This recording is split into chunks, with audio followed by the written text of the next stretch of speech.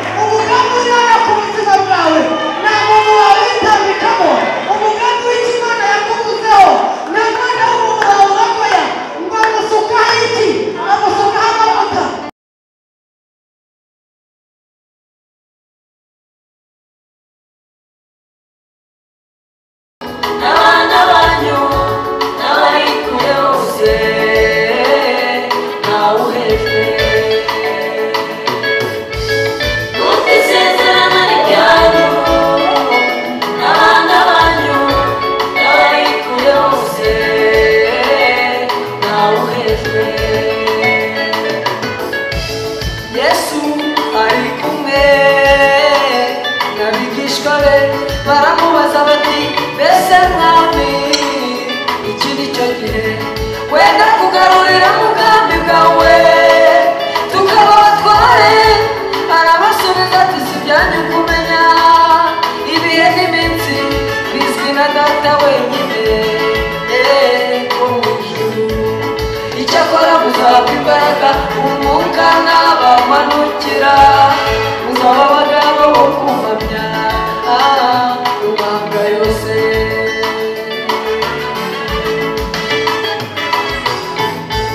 kuko isezerano ryanyu n'abana banyu n'abari kure bose ntawuhejwe.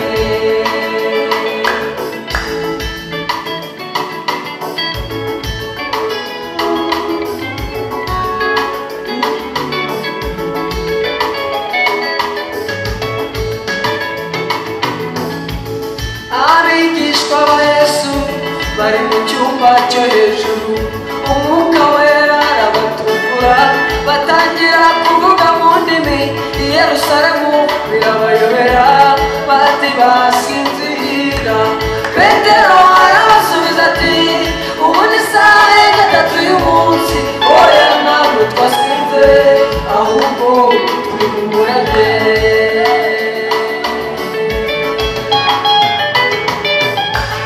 kuko isezerano ryanyu n'abana banyu n'abari kure bose ntawuhejwe. Reka dukomere Imana amashyi.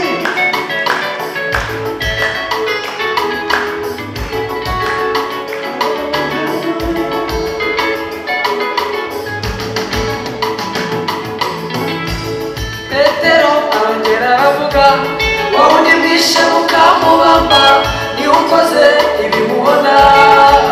Twuzuye umwuka wera abari aho bibacumita mu mitima bati none tugire dute? Petero arabasubiza ati mubanze guca bugufi mwihane ibyaha byanyu. Mwuzuye umwuka wera mwihane ibyaha byanyu. Mwuzuye umwuka wera.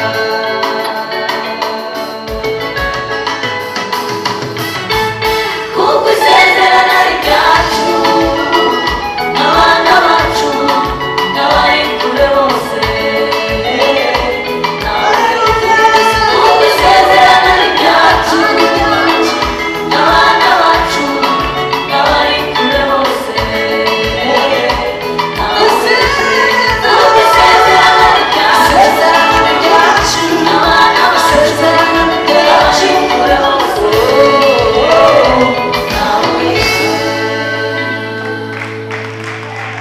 Haleluya, haleluya. Twongere tuzamure ibiganza duhereze Imana icyubahiro. Haleluya. Imana yacu niyo kwizerwa. Reka dusome ijambo ry'Imana mu gitabo cya kabiri cya Mose.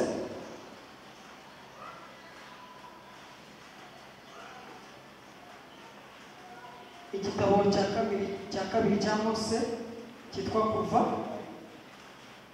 Turasoma ibice 17 duhere ku murongo wa 14.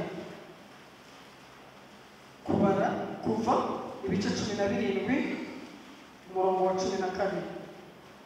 Haranditse ngo Uwiteka abwira Mose ati andika ibi mu gitabo bibe urwibutso ubibwire Yosuwa yuko nzakuraho rwose kwibukwa kw'abamaleki bakibagirana mu bo munsi y'ijuru bose. Amen. Unyemerere dusome no mu gitabo cya mbere cya Samweli. Igitabo cya mbere cya Samweli ibice 15 turahera ku murongo wa mbere. Igitabo cya mbere cya Samweli ibice 15 turahera ku murongo wa mbere. Haranditse ngo hanyuma Samweli abwira Sawuli ati Uwiteka wantumye kukwimikisha amavuta ngo ube umwami wa Isiraheli, nuko rero ube wumvira Uwiteka mu byo avuga. Uwiteka Nyiringabo avuze ngo nibutse ibyo abamaleki bagiriye Abisiraheli ubwo babatangiraga mu nzira iva muri Egiputa. None genda urwanye abamaleki ubarimburane n'ibyo bafite byose, ntuzababarire, ahubwo uzice abagabo n'abagore n'abana b'impinja n'abonka, inka n'intama, ingamiya n'indogobe. Twakira ijambo ry'Imana. Munyemerere dusoreze muri icyo gitabo n'ubundi duhindure urupapuro rumwe gusa mu gice cya 16 n'umurongo wa 6. Ni muri icyo gitabo turimo igice cya 16 umurongo wa 6 haranditse ngo, nuko basohoye aho yitegereza Eliyabu aribwira ati, ni ukuri uwo Uwiteka yimikisha amavuta nk'uyu imbere ye. Ariko Uwiteka abwira Samweli ati, nturebe mu maso he cyangwa ikirere cye ko ari kirekire, namugaye, kuko Uwiteka atareba nk'uko abantu bareba. Abantu bareba ubwiza bugaragara, ariko Uwiteka we areba mu mutima. Yesaya ahera ko ahamagara Abinadabu amumurikira Samweli. Samweli aravuga ati, uyu nawe si Uwiteka yatoranije. Yesaya ariyongeza amurika Shama. Nabwo Samweli aravuga ati, uyu nawe si Uwiteka yatoranije. Nuko Yesaya amurikira Samweli abahungu be 7. Maze Samweli abwira Yesaya ati, aba si bo Uwiteka yatoranije. Samweli abaza Yesaya ati, abana bawe bose nabo? Aramusubiza ati, hasigaye umuhererezi, ariko aragiye intama. Samweli abwira Yesaya ati, mutumire bamuzane, kuko tutari bujye kurya ataraza.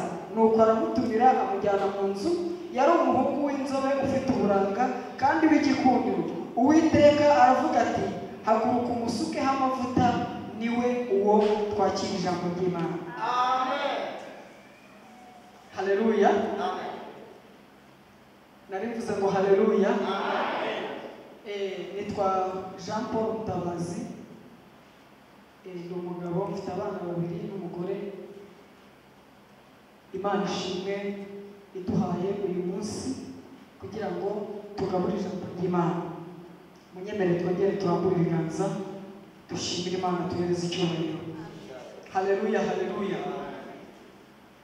Ijambo Imana impaye ngo mbazanire kuri uyu munsi ni ijambo rivuga ngo nta kizabuza umugambi w'Imana gusohora ku bantu bayo. Amen. Nta kizabuza umugambi w'Imana gusohora ku bantu bayo. Cyari igihe kimwe ubwo Abisiraheli bari barimo bava mu gihugu cy'uburetwa cya Egiputa. Imana yari yarabivuzeho kera, ibwira Aburahamu yuko urubyaro ruzamukomokaho bazaba basuhuke mu kindi gihugu, ndetse bakababaza imyaka igera kuri 400. Ariko yamubwira ngo iyo myaka nishira nzabakura muri icyo gihugu mbagarura mu gihugu cy'amasezerano. Nk'uko Imana yakabivuze rero, igihe cy'uburetwa cyararangiye. Imana ihagurutsa Mose na Aroni ibahagurukiriza gukura Abisiraheli mu gihugu cya Egiputa. Ubwo bari muri urwo rugendo rero rwo kuva mu buretwa, ndibwihute cyane sindibuvuge uburyo bambutse kuko murabizi, ahubwo reka tugere hano mu butayu. Igihe cyari cyegereje cyo kugira ngo Imana ibajyane mu gihugu, mwene data yabivuze. Ariko bagombaga kubona inzira iboroheye muri iki gihugu cyari gituyemo ubwoko bwitwa Abamaleki. Ubu bwoko bw'Abamaleki rero Abisiraheli babaka inzira kugira ngo banyure mu gihugu cyabo, bagere mu gihugu cy'amasezerano. Abamaleki aho kugira ngo babahe inzira, baravuga ati ahubwo muhagarare tubereke icyo dushoboye. Ngo bashoze intambara, ngo batangira kurwanya Abisiraheli. Mbibutsa ko batarimo barwanya Abisiraheli gusa, ahubwo bari barimo barwanya umugambi w'Imana yavuze ku Bisiraheli, kuko Imana niyo yari ibayoboye mu rugendo rwose guturuka mu Egiputa kurinda bagera i Kanani. Bamaze imyaka igera kuri 40 mu butayu, ari Imana ibatunze. Bino bagabo tubyuka tujya gushakisha, tujya guhiga, nta Mwisiraheli, nta mugabo w'Umwisiraheli wigeze abyuka ajya guhiga. Imana yarababwira ati mugume hamwe nzabatunga ku ikofi yanjye. Bavandimwe, Imana ifite ubutunzi. Imana ifite ibyo kurya, yagutunga umwaka wa mbere, ikagutunga ubuzima bwawe bwose. Abisiraheli bari umubare munini cyane, ariko kubw'ubushobozi Imana yari ifite, yarababwiye ngo ngewe nzababeshaho, nta miryango itabara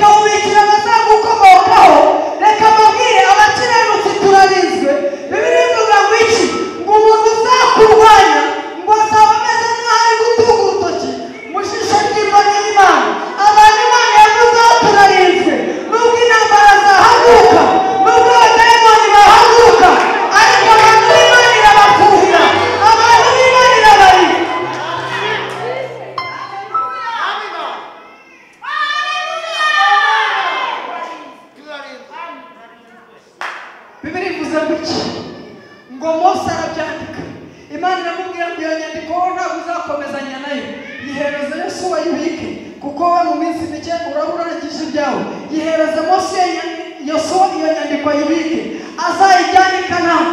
Reka mbabwire Imana umugambi w'Imana ni muremure ngo Yosuwa yajyanye inyandiko yanditseho yuko Uwiteka azarimbura abamarayika. Bageze i Kanani bafata umwanya wo kwaka imigabane ubwoko bari bahasanzemo twabwumvise bw'Abahivi n'Abayebusi n'Abanyakanani bo mu misozi miremire ngo bahindura igihugu. Mu guhindura igihugu amahoro araza, ariko inyandiko iracyagize gute? Iracyahari. Abamaleki bararya baranywa, abarwanya intambara baribagirwa. Hajyaho ingoma zitandukanye, hajyaho abatambyi batandukanye, ba Yefuta, ba Gideyoni, ba Samusoni bajyaho, ba Debora bajyaho. Inyandiko iracyahari. Abamaleki nabo baracyahari, ntibazi niba n'izima, bazi ngo ibintu ni amahoro. Bibiliya itubwira ngo iki? Ngo haza kujyaho umutambyi Eli n'abahungu be bakora amakosa. Eli n'abahungu b'Imana irabarangiza, ihagurutsa Samweli nk'umuhanuzi. Ngo Samweli ahagurutse nk'umuhanuzi, ngo abaturage baravuga ngo twarambiwe kubaho tudafite abana, twimikira umwami atuyobore tube nk'ayandi mahanga. Ngo Samweli abibwiye Uwiteka, Uwiteka aramubwira ngo si wowe banze, ni jyewe banze, genda ubimikire Sawuli. Imana yimika Sawuli. Sawuli yima ingoma hari hashize imyaka igera kuri 700 Abisiraheli bageze i Kanani. Ni ukuvuga ngo hari inyandiko imaze imyaka 700. Abarwanya iyo ntambara mu butayu bari batakiriho, ndetse n'Abisiraheli bari bari icyo gihe barwanya iyo ntambara nabo bari barapfuye. Na Yesu wabazanye urwandiko nawe yari yarapfuye, ariko Imana yo kubera kwizirikana icyo yanditse, haleluya, ngo yumva dosiye. Ibwira Samweli guhaguruka. Nibutse ko hari dosiye itararangiye. Nibutse ko hari abamaleki bigeze kurwanya ubwoko bwawe. Iyo ntambara bayirwanya ntiwari uhari, ariko njyewe Uwiteka nari mpari. None haguruka ugende ubwirire Sawuli, umubwirire ko hari dosiye ntarangije. None Sawuli muhaye akazi, genda ujye mu bamaleki ubarikurane n'ibyo mufite byose. Ntuzazane santima, ntuzababarire. Umugore uzasanga atwite uzamwice, umwana uzasanga ari kwibere uzamwice. Ntuzarokore n'inka, ntuzarokore n'ingamiya. Ndagira ngo mu bamaleki, kuko inyandiko ivuga yuko nzabarimbura sinsige n'umwe. Ntabwo ngomba kwivuguruza, genda ubarikurane n'ibyo bafite byose. Reka nkubwire, uzikora abantu Imana iha amasezerano bakabyibagirwa. Imana ikaba yaravuganye nawe uri ku musozi ahantu cyangwa uri mu gihugu usenga, ikakuvugaho ibintu kubera abantu benshi wahuye nabo, wowe ukabyibagirwa. Bya bindi Imana yakubwiye yo iracyabyibuka.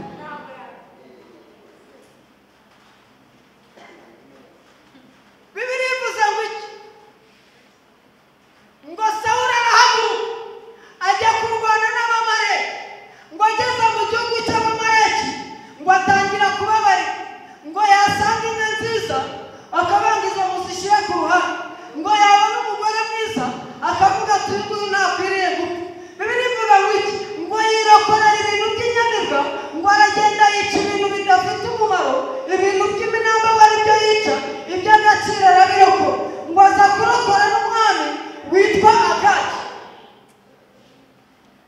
Ngo Imana ibibonye irarakara, ibwira Samweli ngo nicujije icyatumye nimika Sawuli ngo abe umwami wa Isiraheli, kuko atanyumviye atakoze ibyo namusaba. Ngo Samweli ajya gusanganira Sawuli. Reka mbabwire, hariho abantu bazi kwijijisha. Sawuli arabahagararira.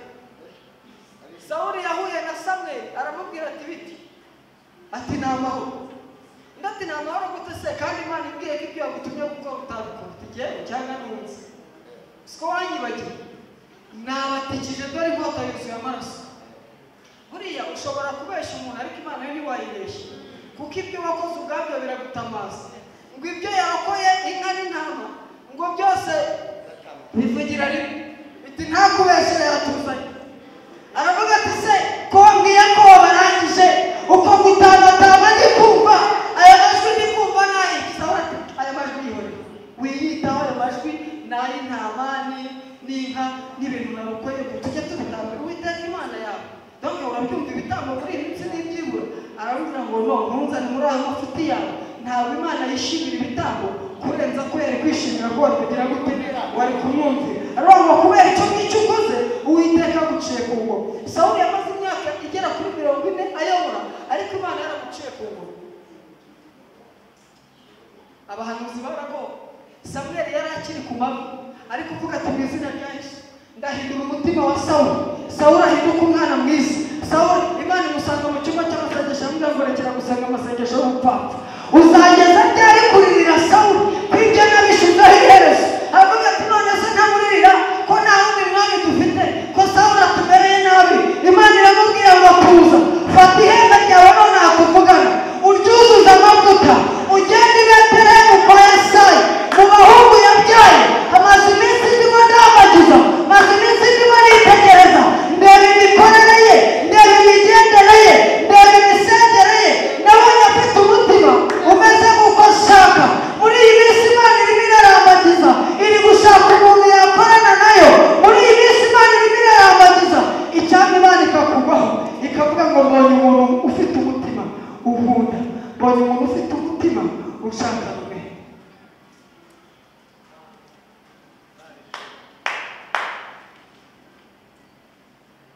Samweli aravuga turakoze cyane uraduhuye reka ngende. Ariko se mbere yuko ngende umuntu ugiye kwimika yitwa nde? Mbwira izina ry'uwo mwana wo kwa Yesayi kuko abahungu ba Yesayi bose ndabazi. Aramubwira ngo ntabwo nabikubwira. Imana izi ubwenge, izi ko abantu batadukunda. Imana izi ko hari n'abakurwaye. Aravuga ati nimubwira uwo ari we uri bugereyo bakwamagane hakiri kare kubw'amateka ye. Ndamwizigamiye wowe genda nugerayo ndi bukubwira uri bwimikisha amavuta ndi bumugutungira agatoki. Aravuga ati none se ibyo ndabyumvise none se ni gute ndi bujye kwimika umwami kandi hakiriho? Reka mbabwire Imana izi ubugome bw'abantu. Imana yari izi ko Sawuli ari umucura, yari ibizi ko Sawuli ari umugome. Iramubwira ngo nugenda nyine uvuge ko ugiye kwimika umwami Sawuli nabimenye arakwica. Ntuvuge ko ugiye kwimika umwami ahubwo uvuge ko uje gutambira Uwiteka iki ibitambo. Ngo agezeyo ngo abwira Yesayi aramubwira ati tegura abahungu bawe hari icyo Imana yarumye mu muryango wawe, hari ijambo Imana yabavuzeho none tuzamuke ku musozi tujye gutamba. Ngo bageze aho bari gutambira ngo abahungu ba Yesayi bari abatekinisiye ngo igitambo baracyubaka igicaniro baragitegereza neza. Ngo hanyuma Samweli yitegereza abahungu ba Yesayi aravuga ati ukuri kw'Imana Uwiteka uzi kwitegereza. Ngo abanza kubaza amashuri bize ngo aza gusanga harimo umuhungu ngo w'uburanga muremure mwiza.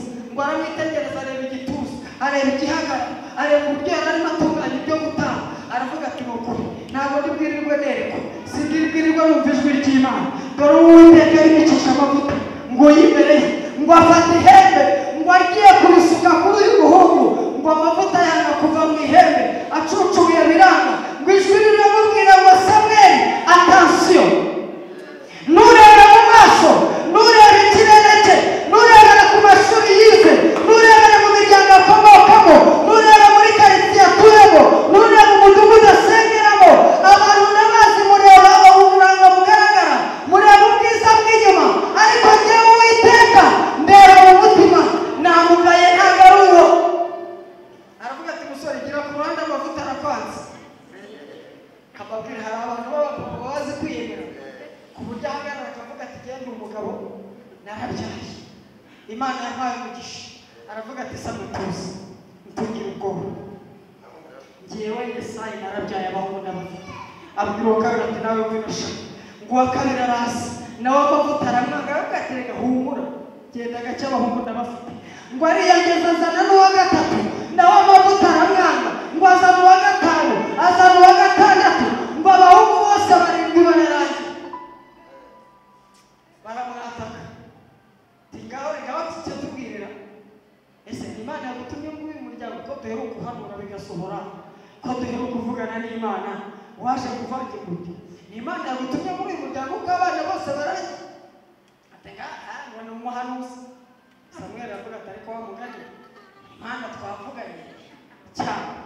Aravuga ati ariko mwemuretse kunca amaso reka mbabaze igisa abahungu bawe bose barangiye menye ko navangiwe ku nsenge aravuga ati uko bigaragara nuko wavangiwe kuko abahungu banjye barangiye cyakoza hari agahungu gasigaye kagahereza ariko nta mahirwe ahari mpamvu nta mahirwe ahari amashuri ye ntabwo imwemerera uburyo yakuriyemo na disipurine ye ntabwo imwemerera kuba umwami abangaba ni abasirikare baba mu gisirikare by'ibwami barabizi ariko usigaye we ni umushumba nibyo kuba umwami ibyo byibagirwa ntabwo byavamo ati we karacyahari n'uwawe urabizi neza ati nubwo nagataye kaba mu ishyamba ariko ndakemera n'akanya aravuga ati mugende gakerere ndacyari umuhanuzi nimba hari uwundi ugisigaye reka turebe mwahereye kare munjijisha aha ngaha ngiye gukoresha itegeko umva itegeko ntanzi ntabwo muri bujya kurya mutaramunzanira igihe mwahereye musuzugura ntabwo muri bujya ku meza mutaranzanira ako ngako gasigaye kuko ndimo ndumva ijwi rimbwira ko nkiri mu mavuta haleluya haleluya ariko mana yanjye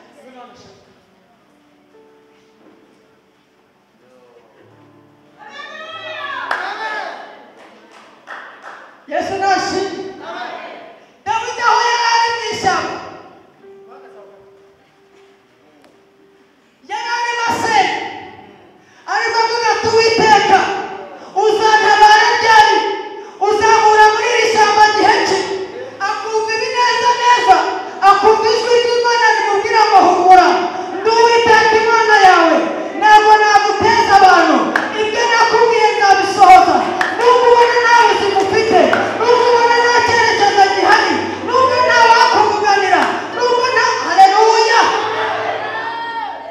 Yesu aravuga ati rero ntabwo muri buryo nabivuze ndi umuhanuzi ntabwo mwajya yaba Yesaya yaba abahungu bawe ntabwo muri buryo mutaramuza aravuga ati rero amasaha arakuze kandi twarushye aho kugira ngo tube tutariye twitoremo umuntu uzi kunyaruka asimbuke azane Dawidi ibirori bikomeze haleluya ngo bitoramo umusore uzi kunyaruka ngo aragenda nsanga Dawidi mu ishyamba aho Dawidi yari ari ariko bane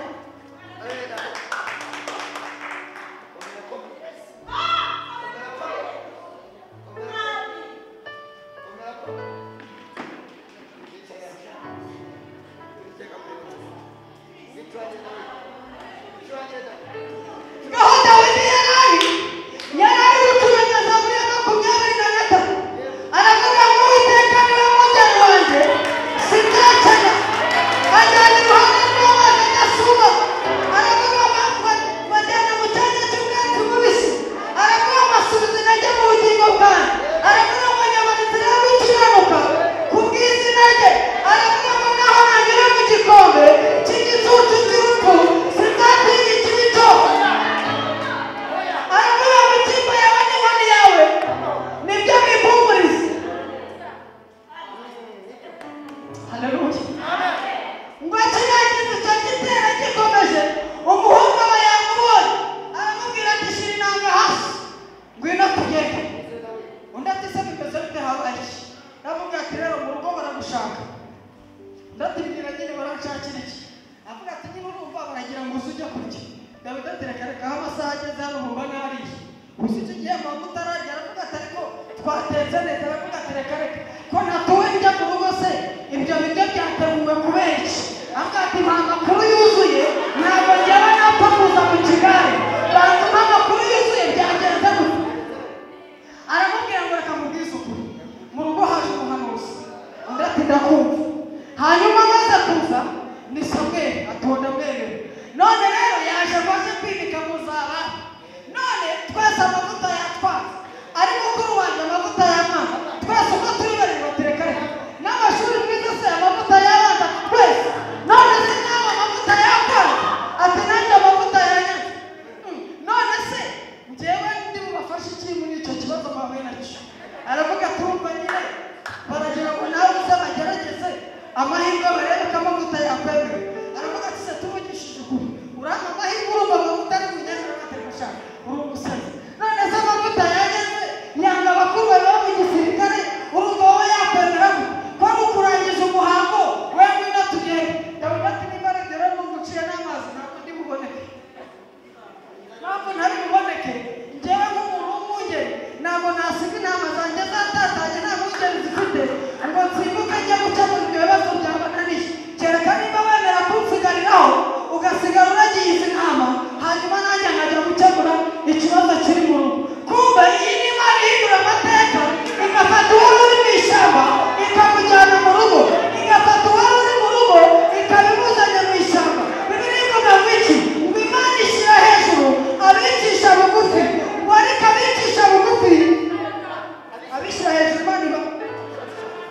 kwicisha bugufi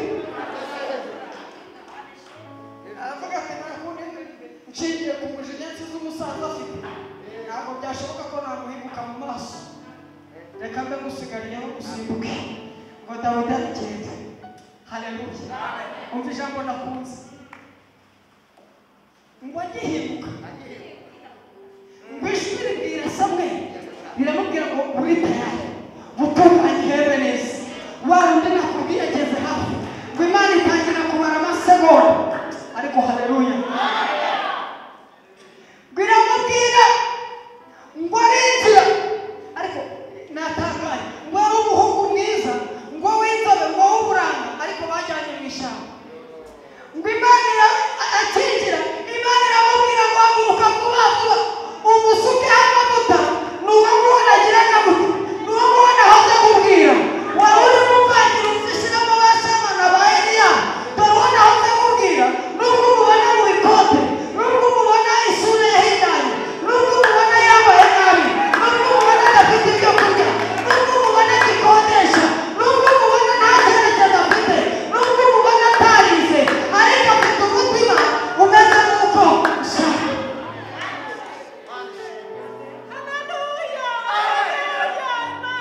Ariko haleluya ngo amusukaho amavuta amusukaho amavuta ya mavuta yari yavuze ya mavuta yari yanze kuva mu ihembe abonye nyirayo aribwiriza.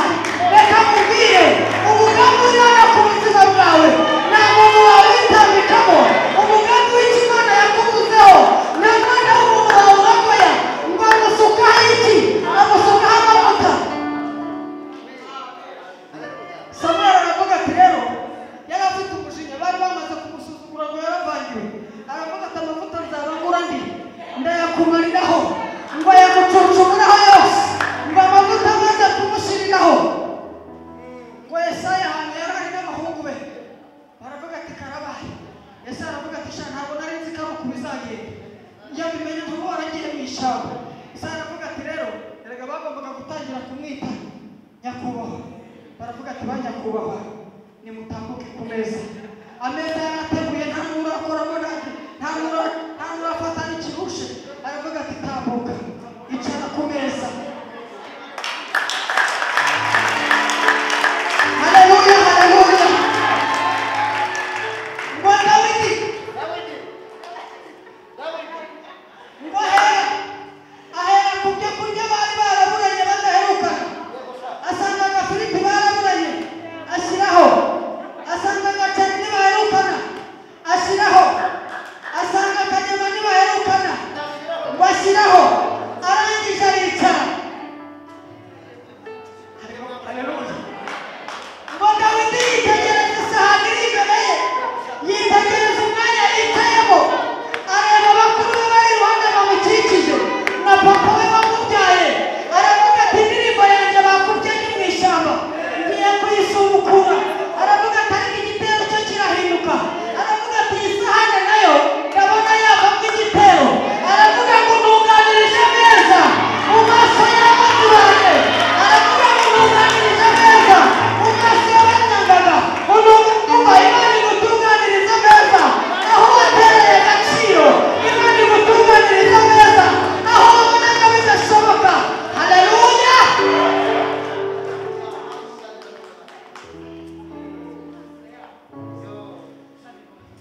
Ngo Dawidi ararya akajya avuga twite kuri igitangaza ariko akajya yikontorora ngo arireba umubiri wose ngo asanga yuzuye ikintu cyitwa amavuta. Aravuga ati ariko amavuta y'ubu nta gitero kirimo. Aravuga ngo unsize amavuta mu mutwe igikombe cyanjye kirasesekaye. Unsize amavuta mu mutwe umesheje agaciro. Umva ijambo yavuze nakumva ngiye gusoreza. Yavuze ngo ni ukuri kugirirwa neza n'imbabazi ngo bizanyuma y'iminsi yose nkiriho. Ubundi hari ibintu Imana ikora ukabona ari itangiriro ry'ubuzima, hari ibintu Imana ikora ukabona ari itangiriro ry'imibereho. Aravuga ngo ni ukuri kugirirwa neza n'Imana bizanyuma y'iminsi yose nkiriho. Ubwo akantu yavuze ngiye gusorezaho keza. Aravuga ngo ni ukuri nanjye nzabitegereza. Bakuri babandi Imana igirira neza agahita yiremereza. Hari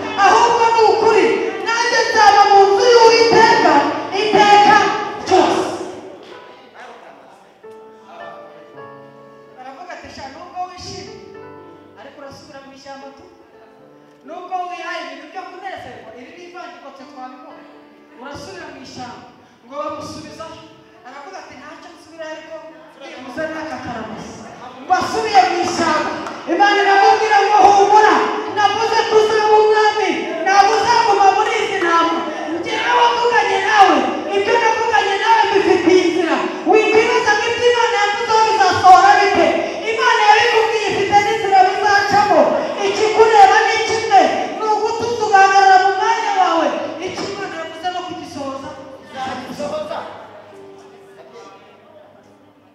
mu gihe bakuru be bakiri kuvuga ati tubirane n'umuyaga n'amashara biriya byarangiye ngo Imana ihita ituritse igisasu giturikira kwa Sawuli ngo umwuka mubi ufata Sawuli ngo abadayimoni baramuhengeka Sawuli akanura amaso urimo ararohekeye bati umwami aradupfaye bati nimuzane abantu bahugize barahugiza bazana abapfumu biranga bazana abantu b'abahanga baravuga ati rero turabona uyu mudayimoni yakwirukanwa n'umuziki bati ibyo nabyo abacuranzi hano ibwami barahari ngo bazane abacuranzi b'ibisope baracuranga ariko nta mavuta bacuranga dayimoni aho bigasana ngo barongera bakora ubufindo basanga injyana yakwirukana umudayimoni ari Dawidi uzi kuyicuranga baravuga ati rero iyi njyana nta handi hantu iba kwa Yesayi nimujya kuzana Dawidi acuranga turebe ko umwami yakorohera ngo Dawidi baramuzana ngo acicare imbere y'umwami ngo akoze mu mirya ya gitari gakeye gusa ngo abadayimoni bose bagira bake ngo Sawuli ararukataho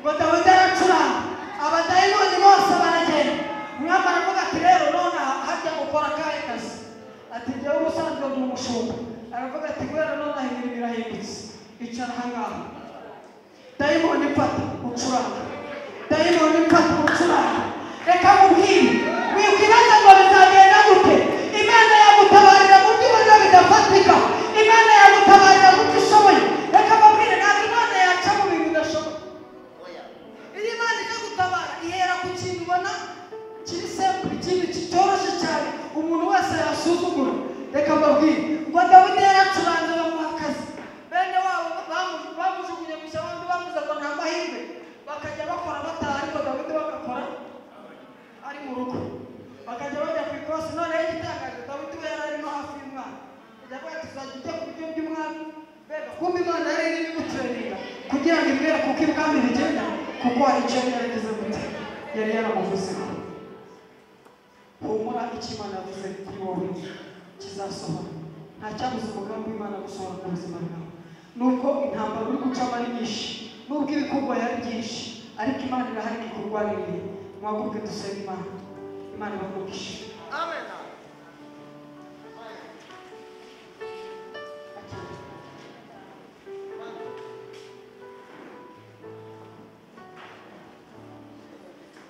iby'Imana yavuze byose bigira gute iby'Imana ivuze kirasohora Imana icyo yakuvuzeho cyose haleluya bahano muhabyara iki ntabwo ari wowe ujyana habyara Imana habera Imana hategeka Imana mbere Imana icyo bagira dore umwana wawe yagizwe perezida muhe Imana icyubahiro uyu mwana Imana imuhe yatwigishe neza Imana imwumvishe ndetse naribuzaga agahugukaje ariko nshikavuga neza Yesu ashimwe ni umuhungu wanjye nubwo muzagahukaje mbabarire ndi muzehe Levier Kivierwe ubwo rero yihangane kandi ni ukuri ndamushimiye Imana imuhe reka dusenge Imana dushimire Imana kandi ijambo yewe unabikisha mu mutima wanjye ngo ndagira gute waribitse uzambwira arasenga nimba urasenga Imana z'umwirinda gusenga ntacyo uzabura usenga uzumwirinda reka dusenga Imana Mana turamushimiye ufite inzira Mana uri Imana yera ufite n'uburyo uri Imana yahozaho aho abantu babona ko kandi uzahoraho aho abantu babona ko ndagushimiye Mana kubw'ijambo ryawe Dawudi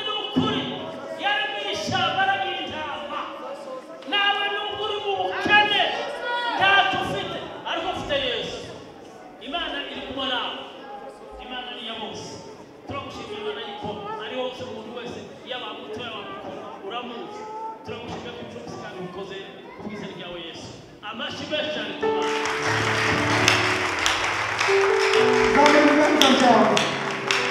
zamura ibiganza byawe aho uri utekereza ku cyo Imana yavuganye nawe utekereza ku cyo Imana yakubwiye Imana yavuganye nawe nta muntu wumva Imana yavuganye nawe hari abantu babyumva ariko iryo sezerano Imana yaguhaye Imana izarisohoza ntabwo Imana